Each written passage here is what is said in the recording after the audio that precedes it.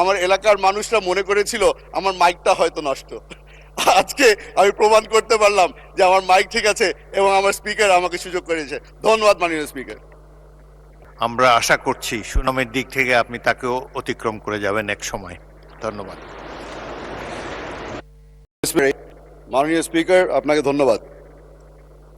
প্রথমত এই জিনিসটা বলা দরকার, আজকে আমার এখানে থাকার কথা ছিল না, আমার এখানে দাঁড়িয়ে বক্তব্য রাখারও কথা ছিল না। আমার মরহুম বাবা সালাউদ্দিন কাদের চৌধুরী, ওনাকে মিথ্যা মামলায় হত্যা করা হয়, আর সেই কারণে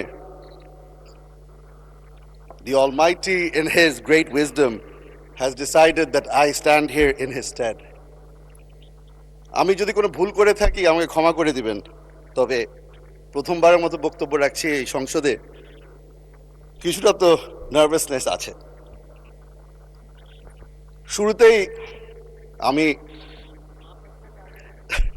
শুরুতেই আমি শ্রদ্ধার সাথে স্মরণ করছি শহীদ রাষ্ট্রপতি জিয়াউর রহমানকে এবং বেগম খালেদা জিয়াকে।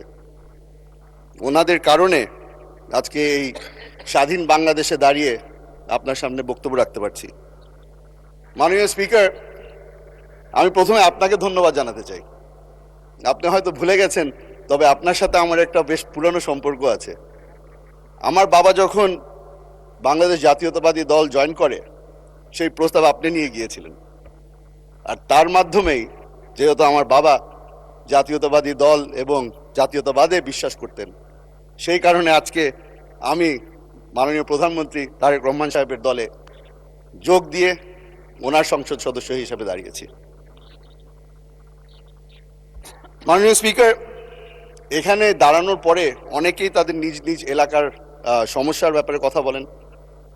আমি আজকে সেটা থেকে একটু দূরে সরে যাচ্ছি।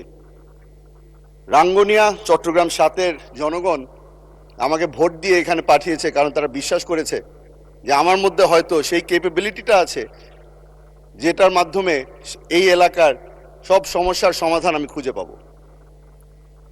আজকে এখানে দাঁড়িয়েছি, ধন্যবাদ জানাচ্ছি মাননীয় প্রধানমন্ত্রীকে, কারণ উনি একটা সুযোগ করে দিয়েছে আমাকে এবং আমাদের সকল সদস্যদেরকে, যেখানে বারবার করে সংসদে দাঁড়িয়ে ওনার সাথে আলাপ আলোচনা করা যাচ্ছে।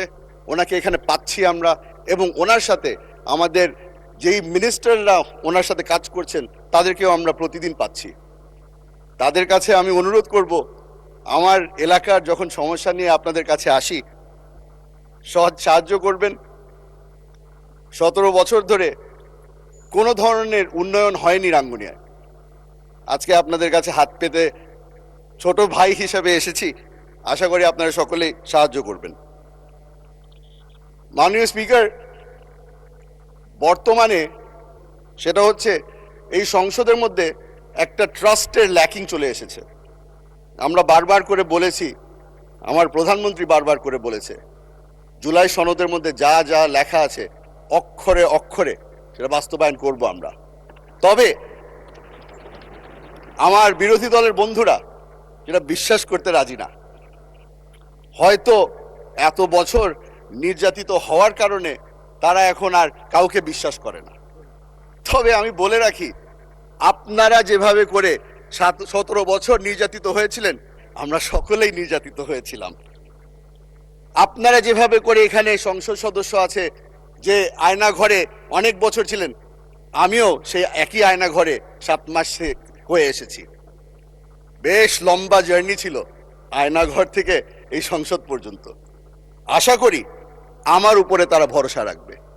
আশা করি যারা যারা এখানে নির্যাতিত, যারা এখনো এই গুমের শিকার, যারা এখনো প্রিয়জনকে ফিরে পায়নি, তাদের উপরে ওনারা ভরসা রাখবেন।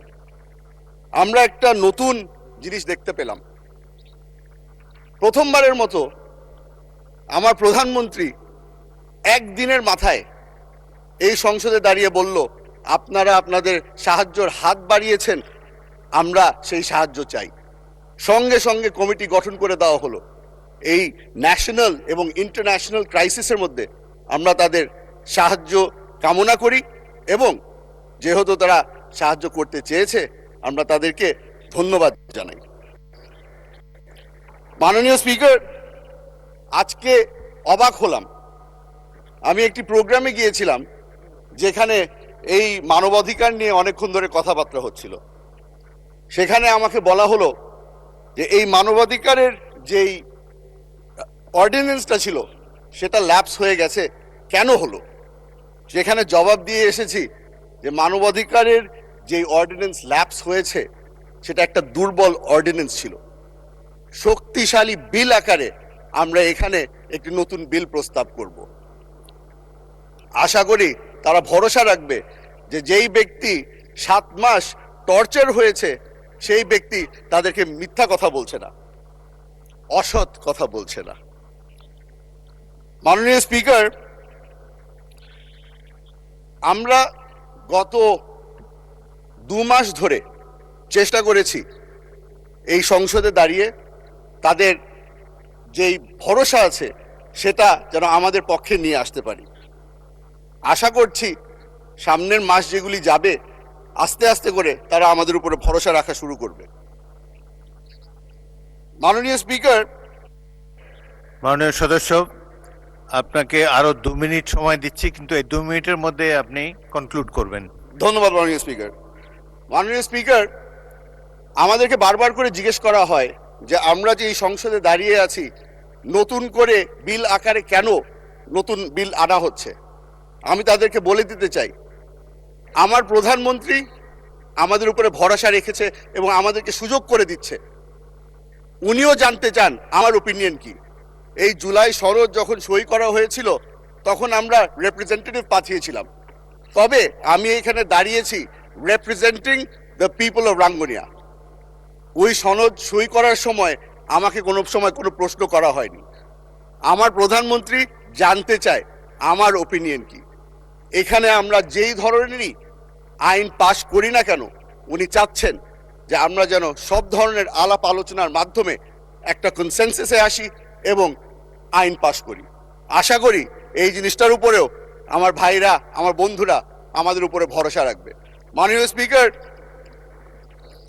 আপনাকে ধন্যবাদ জানাচ্ছি, আবারও আপনাকে ধন্যবাদ জানাচ্ছি।